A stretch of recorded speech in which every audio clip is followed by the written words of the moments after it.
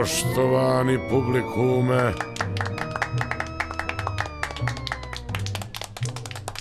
sada ćete gledati dramu Hamlet, čija radnja se odigrava na Danskome dvoru posle ubistva kralja, u kojoj su svi likovi izmišljeni i ne postoji nikakva sličnost sa stvarnim događajima.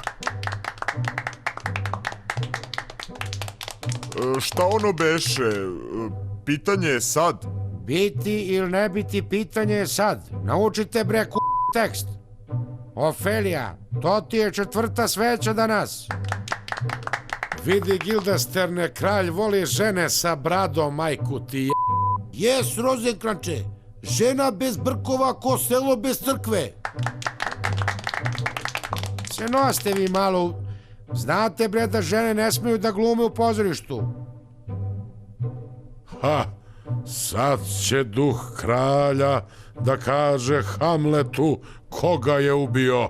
A u predstavi? Da, nema nikakvih problema u predstavi. Dakle, ubica je...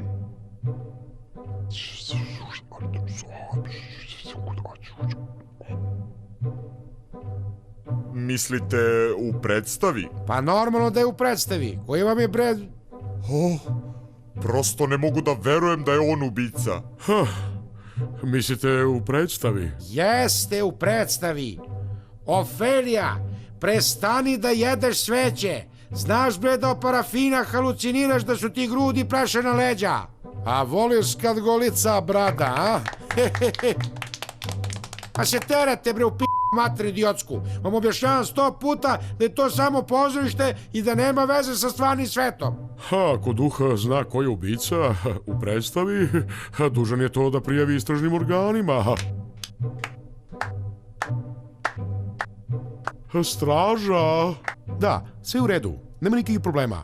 Mogu da ponovim i pred sudijom. Ubica je... Da, sve mu recite kad dođe kod vas u carstvo duhova.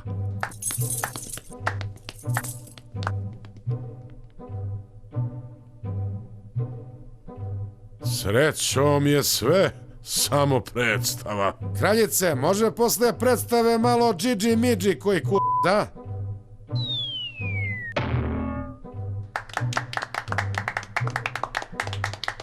O, kakva predstava. Da. A, sve u redu. Mislim, nema nikakvih problema. Predstava.